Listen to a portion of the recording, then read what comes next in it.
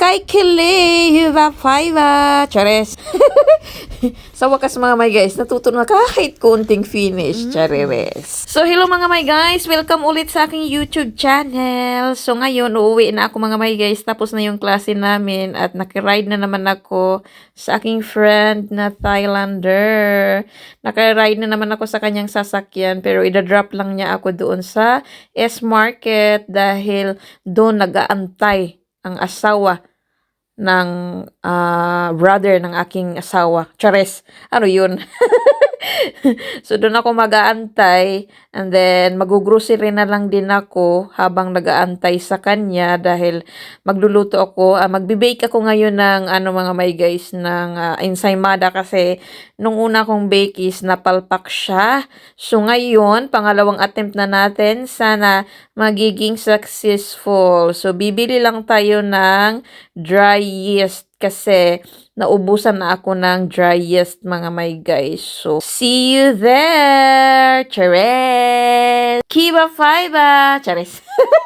So, nandito na tayo sa loob mga may guys. Bilisan lang natin. Baka kasi mag-antay ng matagal yung sundo ko. So, yan lang naman ang bibilhin ko. Kuiva hiva. So, in English, dry yeast. So, diba? Tsaka bibili na rin tayo ng oyster sauce pang pasarap sa ating mga lulutuing ulam. Like gulay, pansit, and everything. Chares. So, let's go na! So, guys, ngayon, magbi-baking ako. Kasi, namimiss ko nang kumain ng ensaymada. Yung ensaymada kasi na ginawa ko nung una na palpak, kaya hindi ko in-upload yung video kasi nahiya ako. So, ngayon, gumawa ako ulit. Medyo okay-okay naman siya, pero sana maging successful ito. So, na-ready ko na siya mga may guys. Hindi ko na binidyohan kung paano ko pre-process kasi nga, maliit yung space dito sa apartment namin. So, ngayon, nilagay ko na siya dito sa muffin. Dalawang ways, 2 ways ang ginawa ko mga may guys. Yung iba nilagay ko sa muffin, yung iba naman is ging form ko lang siya na paikot ng ganun, tapos nilagay na doon sa baking plate. So itong tinakpan ko, ito yung nilagyan ko ng muffin, no? So wala akong yung aluminum na muffin pan. So ang ginawa ko is yung ano ba tawag nito yung paper. Kasi hindi ako expert mga may guys pagdating sa mga baking. Kasi nga, pag baking, pag nagkamali ka, sira na agad. So, mas talented ako sa mga cooking. No? Kasi tansyahan lang. Pero dito kasi sa baking, kailangan mong isakto talaga para hindi masira yung dough mo. So, ngayon, nagluto ako dahil nga na-miss ko na at kung maging successful man ito, yung iba, dadalhin ko sa school, ipapakain ko sa mga classmate ko kasi hindi ko naman ito mauubos dahil marami-rami. So, check natin mga may guys kasi mga 1 hour na ata ating tinakpan ko. Wala pa atang 1 hour pero ilalagay ko na siya sa oven. Check lang natin. Ay, oo nga. So, I hope mga may guys maging successful ito. So, yun mga may guys, pinainit ko na yung oven. So, takpan natin to ulit mga may guys. Ayan. So, today is Tuesday and tomorrow is Wednesday. Kung maging successful ito, dadalhin ko to sa school at ipapakain ko sa kanila kasi Thursday and Friday is holiday dito sa Finland. So, wala kaming klase. So, guys, ilalagay ko na siya kasi mainit na yung oven. So, ilalagay na natin siya dito. So, ginanyan ko lang siya mga may guys. Hope na hindi ito maging successful to ito mga may guys. Yan, lagay na natin. So, sana maging successful ito. Nako. Kahit na wala tayo alam sa pagbibaking. Hindi pantay-pantay. May malaki, may maliit. Ay, nako. So, ayan. Ito, bali 7 lang yung ginanito ko. Yung iba, hindi na nakalagay sa ganito. So, ilalagay na natin. I-bake natin siya within 12 to 15 minutes. Ito.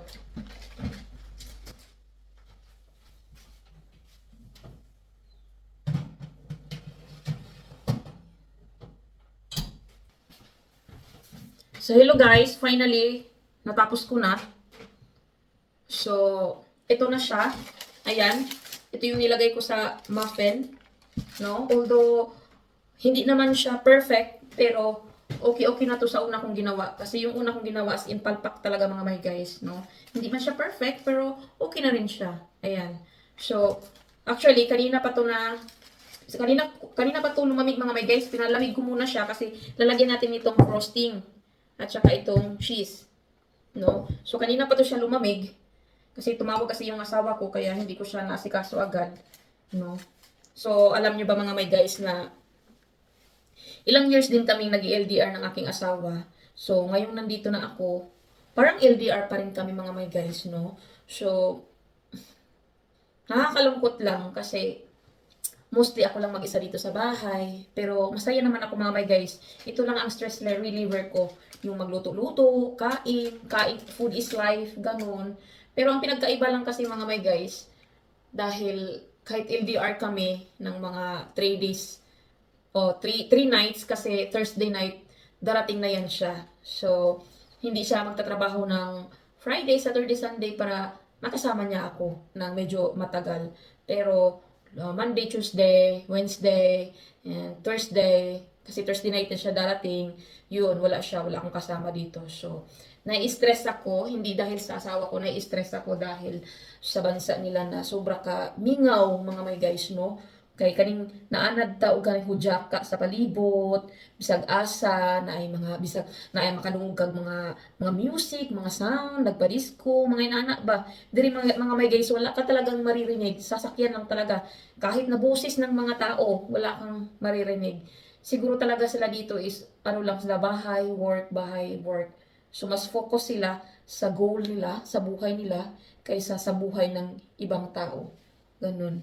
Kasi sa Pilipinas talaga hindi naman talaga mawawala yung ano ba, yung mga tao talagang babantayan nila ang buhay ng iba, no? Kaya hindi umaasinso sa buhay kasi imbis na ang buhay nilang bantayan, yung buhay ng iba. So kakaiba talaga dito mga may guys sa ibang bansa, no?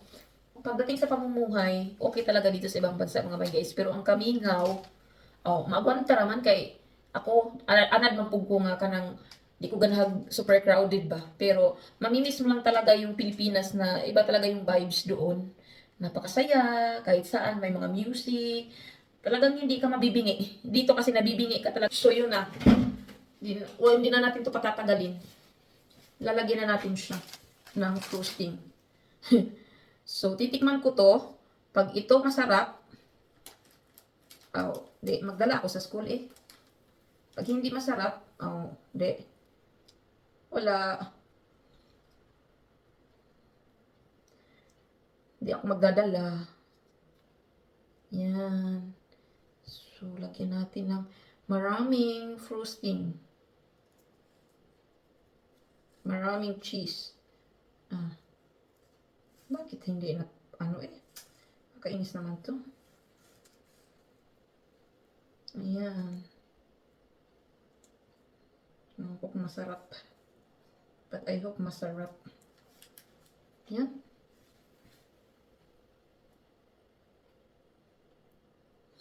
So, alam nyo ba mga may guys na alas 9 na ng gabi dito, mag-alas 10 na. Pero, maliwanag pa mga may guys. Ganito talaga dito sa Finland. Pag summer na, pag coming na ang summer, talagang yung araw ay sobrang haba. Yung minsan pa nga, lalo na pag middle of the summer, nako, talagang aabot pa yun ng alas 12 ng gabi mga may guys. May araw pa.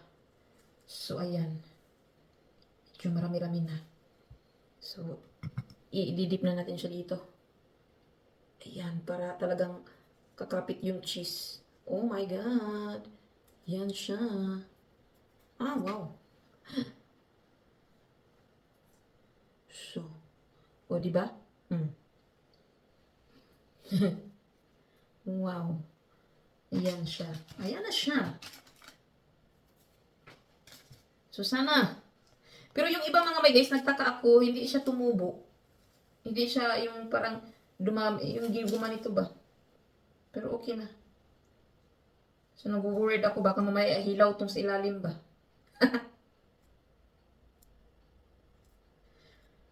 So, magchikahan muna tayo mga my guys, no? Magchikahan muna tayo. May share ko lang sa inyo. May nagtatanong kasi sa akin mga my guys, kung free ba ang pag-aaral, kung free ba daw ang pag-aaral ng Finnish language dito sa Finland. So, although, nabanggit ko na to sa mga last video ko, pero sige, sasabihin ko sa inyo ulit, sa mga hindi pa nakaalam. Yes, free ang pag-aaral ng language dito sa Finland. And, may allowance kang matatanggap every month. Malaki siya mga my guys. Hindi na masama. Malaki siya kung i-convert mo siya sa piso. Sobrang laki. Promise. Yung alam mong ma-amaze ka na lang ba kasi wala ka namang naiambag dito sa bansa nila but still tumutulong sila sa mga immigrant na kagaya ko. Kagaya naming mga immigrant. Of course, hindi din ganun kadali, no? Kailangan dumaan tayo sa proseso, sa magandang proseso, sa tamang proseso, ganun. So, meron sila ditong tinatawag na TA Paubilot. So, ano yan siya sa government na ano. So, ipapasa mo lang lahat ng mga requirements na kailangan nila sa'yo. And then, yun. Ma-approve ka na sa allowance na ibibigay sa'yo every month. Na, ano lang siya. Yung parang napaka-swerte ko naman or napaka-lucky ko. I'm the one who is lucky no pagdating sa ganito kasi hindi lahat na nabibigyan ng chance na mag-aral ng Finnish language kasi merong iba na nadi-disapprove kasi nga wala nang bakante dahil sobrang dami nag-aaral ng Finnish language. Ang isa ako doon sa na-approve mga my guys. So, di ba? Matuto ka pa sa language nila, nagkapera ka pa. No? So, yung pamasahe mo, binabayaran nila yan. Tsaka yung per day mo sa pag-aaral. Di ba? Makaingon ka nga napakaganda ng kanilang ano. Pero although hindi naman perfect ang bansa, mayroon talagang mga apan, no? Apan, di ba? Meron talagang hindi maganda, meron di maganda. Pero mostly dito maganda mga may guys. Maganda. Pag nandito ka sa ibang bansa. Yun nga lang, ang kamingaw. Di maagwanta. No? Pero sa katulad ko na mahilig. Sa katulad ko na sanay ng mag-isa at sanay sa mga yung introvert kasi ako mga may guys. No? Introvert ako. Hindi ako pala kaibigan.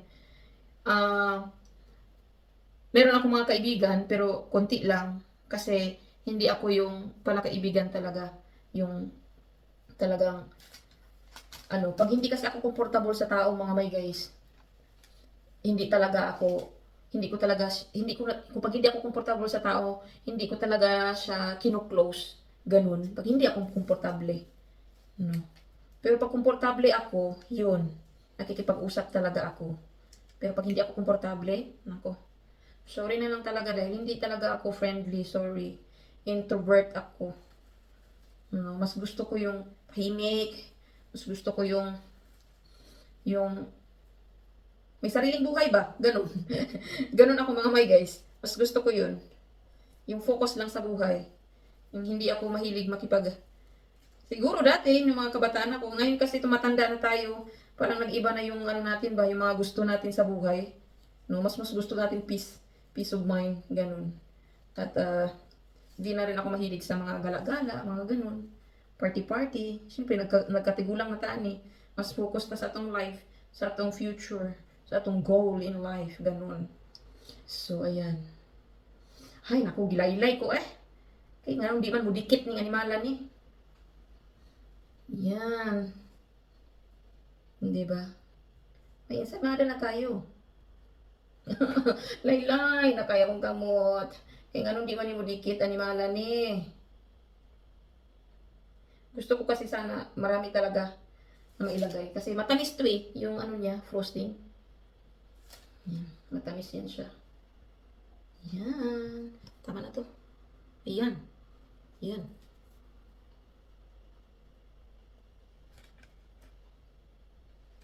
Ay. Hindi siya masyadong pero okay na to siguro. Yan. Di ba? Diba? Diba? Diba? Diba? So, yan mga my guys. Medyo okay naman yung ating ano ngayon. Ensaymada Cherries. So, ayan. Ito na yung finished product mga my guys. Hindi siya perfect, pero at least nagawa ko siya. Ayan. May cheese sa taas. Yan. Try natin tikman tong dito. Nandito. Kasi medyo malambot siya eh. So, tanggalin natin tong ano. So, ito medyo masarap siguro to.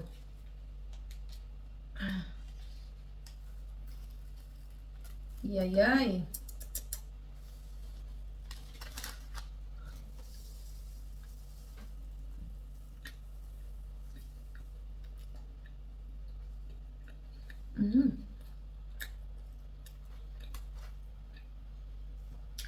Ito siya guys, masarap.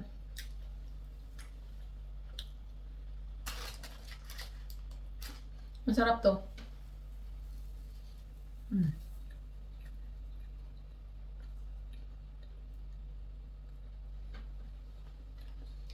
Pero ito medyo matigas ang bread dito.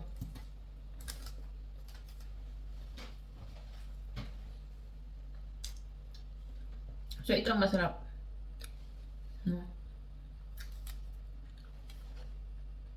At least may masarap tayo.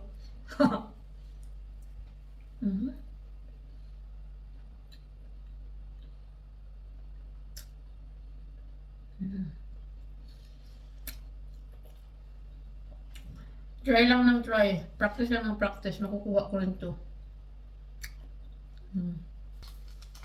Ito lang matigas.